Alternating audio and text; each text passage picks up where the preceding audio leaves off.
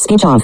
Hi guys, welcome back to my channel. So I'm here to do my September wrap-up. A lot of these books are for the Back to Hogwarts readathon that was hosted by Alma from Alma's Book Journey, Cheryl from Candlewick Library, Christy A. Cole, Angie in the Great World, and Lucy at the Lucy Chronicles. So I'll tag them in this video, but yeah, there are some that are not anything to do with the readathon, so I'm just going to go in order in which I read them, and I will tell you what prompts apply to what, out of order, but just for my own sanity.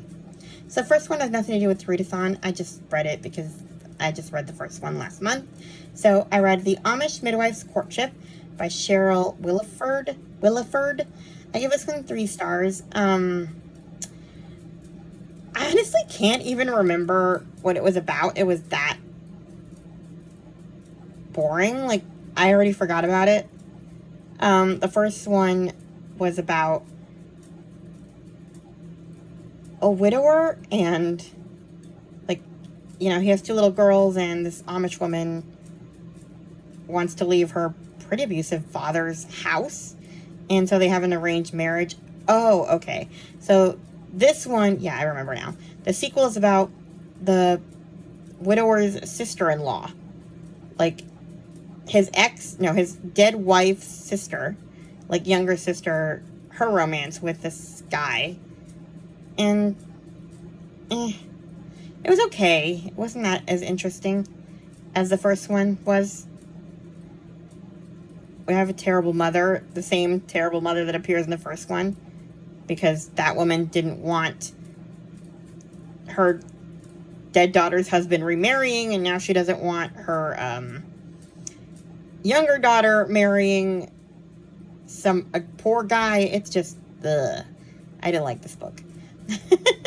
Anyway, then I read A Promise to My Sister by S.E. Rutledge. I heard about this one from Chloe from Always Booked. I was really anticipating this one since I heard about it in her August new release video. It's about these 2 sisters during World War II. I'll just read the description. Auschwitz, 1943. I cradle my little sister's feverish body and weep silently in the dark. I love you, I whisper. Remember, tomorrow we're free. And I know in my heart that whatever it takes, I will find a way out of here for me and for my sister. At the imposing iron gates of Auschwitz, 21-year-old Hadea clings to her mama and papa, her little sister Bela's arms around her waist. But when Hadea is sent one way and her parents the other, a plea to keep her sister safe is the last thing in her mother's eyes. Hadea makes a silent promise in return. But Auschwitz is no place for a little girl, and keeping Bela safe takes every ounce of Hadea's strength. She hates watching the spark in her little sister's eyes dull, and as she hands over her daily rations of watery soup and stale bread to keep Bela fed, she feels herself weakening by the second. But she vows to find a way out, even if it means sacrificing the young woman she once was. Admiring the bravery of other prisoners, revolts and imagining a world in which she joins in, Hadea battles between her determination to save Bela and mounting despair. But in the end, it's the most unlikely person who reminds her to dare to dream. Alaric, a German soldier. As desperate hunger closes in, Alaric draws a parcel of warm food from his satchel and offers it to Hadea. His expression guarded, blue eyes troubled, but his hand steady. But can Hadea trust a stranger, particularly a German? And as sickness takes hold of Bela, is it already too late to keep her promise to keep Bela safe? Or will the last ounce of hope in her heart lead to an escape from the darkest of places? So, essentially this book is like, will Bela live through the war? Like, throughout this entire book, you see, like, so many close calls. Will Bela make it out alive this time? And you know what I mean? Like, it's horrible, but, like, that's kind of what it is, like, this entire book. And then this German soldier, you know, helps them. And yet another question is he helping them for, why is he helping them? Does he want something? You know what I mean? So there's that. Anyway, now on to the readathon books. So the first prompt that I read for was Harry Potter and the Half-Blood Prince. A number in the title or cover or a book in a series or a fight or battle. So I read Amari and the Despicable Wonders by B.B. Alston. I can't talk about that one because it's a sequel. It's a third book in a series, but I gave it 5 stars. If you actually want to hear more about that or discuss it with anyone, you should go check out Chatty the Mad Chatter's video. She did sprints on it, and then she did like a final discussion. I haven't watched it yet. I need to. Just, because I've already finished it. I finished it like 2 days after it came out. Anyway, next we have Harry Potter and the Sorcerer's Stone. Read a book that has a found family aspect or a boarding school aspect in it. So I read All They Ask Is Everything by Hadley Leggett. This was another new release video from Chloe that I was excited about. That's an interesting premise. I gave it 5 stars. So, basically, this one is about 3 different women who want custody of the same 2 little girls. And, yeah. So, Hannah, it starts out with Hannah. Her husband passes away, and she's, like, falling behind, money-wise. It's hard, things are hard. She's in debt, she's depressed, and she has these 2 little girls, and she's not in a good relationship with her mother. Her father passed away recently, too, so she's going through a lot. So she wants to raise them on her own, and until something happens, and it lands the girls in foster care. Then we have Julie, who is single and lonely, and she dreams of being a mother. And she becomes a foster carer to them. And she wants them too because, she's like mom in her mind, well, is terrible. So, I should have them. I can't have kids and it's not fair. No, it's not that simple, but you know what I mean. She really falls in love with them. And then we have Hannah's mom, Elaine. She's forced into retirement. She's a workaholic. And she's really devastated by the way Hannah shut her out of her and the girls' lives. And when she finds out that they're in foster care, she wants custody. So it's kind of about how they all almost have to come together. And hence the found family aspect. It doesn't happen right away. It's definitely... You see everybody's points of views. So it's very complicated. But I gave it 5 stars. I really enjoyed it. And it's her debut, so I'm hoping she writes more. I like those kind of books. Next prompt I read for was Harry Potter and the Deathly Hallows, A Quest or Journey. And I read The Wizard of Oz by L. Frank Baum. I gave this one 4 stars. I remember reading this as a kid. And yeah, I all of a sudden remembered that I had the whole series. I bought it on audio last year during Black Friday. They had like the whole entire audiobook collection. So I'm probably going to read the next one this month. I think it's called The Marvelous Wizard of Oz. I'm going to read the whole series eventually. There's a lot, though. But, yeah, I thought this would be a good one for a quest. Dorothy lands in Oz and is trying to find the wizard so she can get home to Kansas. That's a quest. So, yeah. Then I read for Harry Potter and the Prisoner of Azkaban, a book with an animal on the cover. And I read The One and Only Ivan by Catherine Applegate, which I gave 5 stars to. I see the hype. Krista from Books and Jams and other YouTubers have been talking about the series forever. And I'm not normally into books about talking animals, but I decided to read it just because it was part of the prompt and it was short. It was like a short read compared to the other ones I was considering, and I wanted to... Honestly, I wanted to get through some of the books because I wanted to get to some of the new releases. Anyway, but I loved it. This is about Ivan, who's a gorilla, and he lives at the Exit 8 Big Top Mall and Video Arcade. He,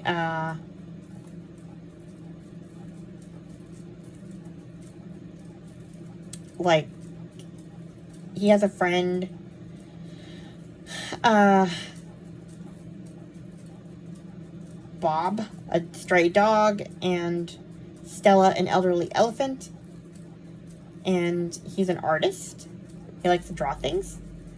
And then he meets Ruby, a baby elephant, taken from her family, and she makes him kind of picture the jungle and sort of want some of it back. So yeah, it's kind of a sad story. I'm actually interested in seeing the movie now that I've read the book, and I want to read the rest of the series. For the record, I checked them all out from the library, and I'm probably going to read them this month, even though they're nothing at all Halloween-y, and I had a whole plan to read just fantasies, but oh well. Next we have Harry Potter and the Goblet of Fire, anything with a competition or school spirit, and I read the book Scavenger. That one was a suggestion from, I think it was Cheryl from Candlewick Library. I gave this one 4 stars. It was okay. It's, yeah, a hidden book, a found cipher, a game begins. 12-year-old Emily is on the move again. Her family is relocating to San Francisco, home of her literary idol, Garrison Griswold, creator of the online sensation Book Scavenger, a game where books are hidden all over the country and clues to find them are revealed through puzzles. But Emily soon learns that Griswold has been attacked and is in a coma, and no one knows anything about the epic new game he has been poised to launch. Then Emily and her new friend James discover an odd book, which they come to believe is from Griswold, and leads to a valuable prize. But there are others on the hunt for this book, and Emily and James must race to solve the puzzle Griswold left behind before Griswold's attackers make them their next target. It was definitely a wild goose chase, and it was fun. There's more in this series, so I have to see if Braille Institute has them, because I couldn't find it on audio, the commercial market, like Audible or anything. I found that one through Braille Institute, so we'll see. Then I read for Harry Potter and the Chamber of Secrets, the word secret in the title or plot. And I read The Secret Daughter by Kelly Rimmer. I give this one 5 stars. This is about Sabine. She finds out she's pregnant, and her mom basically tells her, she accidentally spills the beans that she's adopted, and then they don't want to tell her anything about the birth family, and she goes on a search for a birth family, and whoa. Let's just say there were some real unethical adoptions, and it's complicated. So, yeah. It was a good read, but yikes. I love Kelly Rimmer. It was one of the only ones I had left that I hadn't read. Anyway, next we have Harry Potter and the Order of the Phoenix. Plot has a secret society or uprising. And I read The Baker's Secret by Lolita Baldock. I've never heard of this author, but she popped up when I was looking for a World War II historical fiction because, I was trying to buy books during my birthday month in August. And I wanted to treat myself because no one's buying me books. So, because they're all digital. Anyway, 5 stars. I'll read the description for this one. In Nazi-occupied Latvia. That's another thing about this one. I've never read a book in Latvia. 2 sisters are forced to make an impossible choice. To save a child, one sister must flee while the other must stay behind. The secrets of what happens next will endure for generations, but the truth won't stay hidden forever. I can't really say much more than that, but yikes. Believe me, the secrets that these 2 keep are, the twists and turns that this book takes are wild. And you learn about parts of history and, the war that you didn't really know before. Latvia, they all had to get out no matter what. Because, they were in danger from the Nazis and they were in danger from the Soviets. So it's yeah. They were in danger no matter what. And it was so sad. No matter what way the war went, they had to get out. So, it was an interesting part of history. Anyway, then I read The Frindle Files by Andrew Clements. I wanted to lighten the mood. 4 stars. These last few books are not part of the readathon. I finished those prompts, and I never got to the other prompts, the Cursed Child or the Free Space. Anyway, I read the Frindle Files. It's a sequel to Frindle that came out in August. I was really lucky to find it in one of the libraries that I have a Libby membership to. Nobody had checked it out. I was surprised because the other ones had it on the wait list, and that one just had it available, so I grabbed it. I read it. You have to read Frindle first. You cannot just read that one, so I can't even talk about it. Anyway, then I read All My Fault by Emma Robinson. I give this one 5 stars. Honestly, almost all Emma Robinson books I give 5 stars. I love her. There's a knock at the door. It's every mother's worst nightmare. The police are here. They tell me my beautiful daughter Charlotte has been hurt. They'll take me to the hospital. There's no time to lose. And I know this must be all my fault. Basically, she argued with her daughter about her boyfriend, and she wanted them to break up. And Charlotte, left. And she hits her head, and now she's trying to, she's in a coma, and she's pregnant.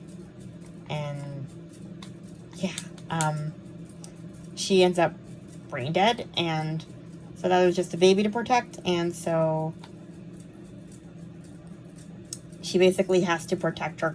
She thinks she has to protect her grandchild from the father, and it's not all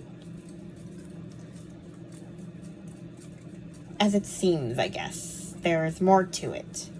So, yeah, can't say more than that. But it was a roller coaster. Next, I read When We Flew Away, a novel of Anne Frank Before the Diary by Alice Hoffman. I gave this one 5 stars. This one's a really short read. I think it was less than 5 hours on audio. And it kind of goes over from the time Germany invaded Poland, basically from the time the war started to the time that they went into hiding in the annex, and how Anne and Margot sort of dealt with the war. It's a reimagining, so there's a lot of things that didn't necessarily happen. She took as much history as she could, but she obviously had to make some, just guess at Anne's feelings throughout it. So there wasn't as much detail as I thought, but it was really interesting to see kind of the points of view of Anne's grandmother, because we know that Anne's maternal grandmother died during the war, before they went into hiding. She had cancer. We know this from the diary, so we actually see it happen, and it's sad.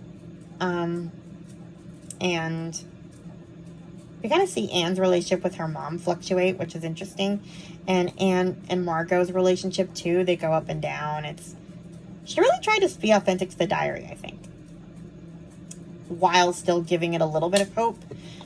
It was still sad though, because you kind of know how it ends.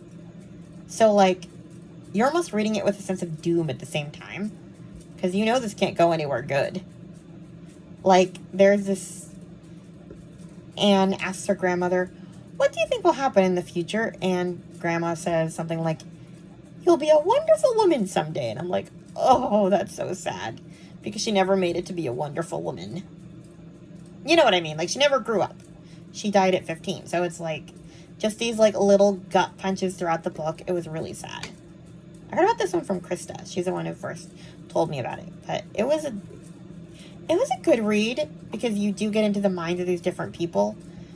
But it was also a difficult read, because you know, where it's going to go in the end. You know they die. So, yeah.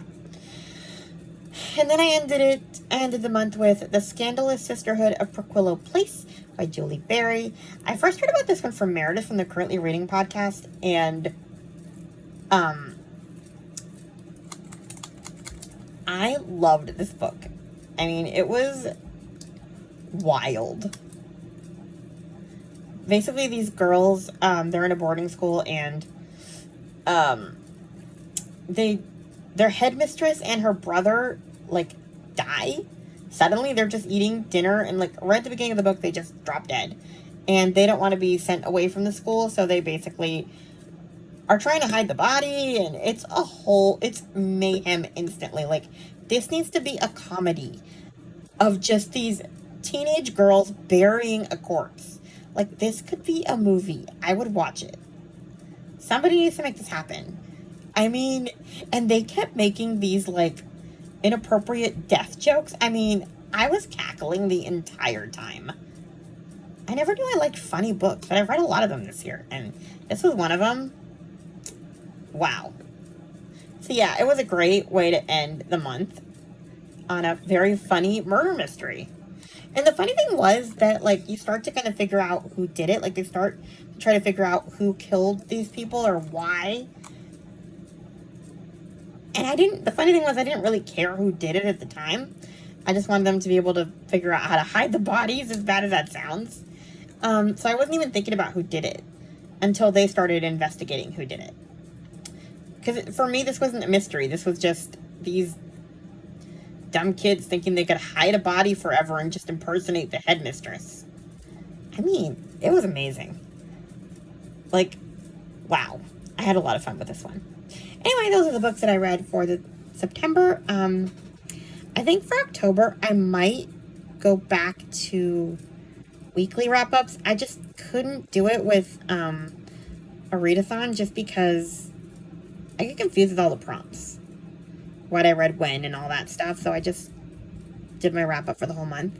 I'm not that much into any of the readathons in October, and some of them are really confusing, so I'm going back to I am going to have some sort of structure. I'm going to read a lot of fantasy. Anyway, that's it for another video. Please like, comment, and subscribe, and I'll talk to you guys in my next video. Bye! Speech on. Stop recording video.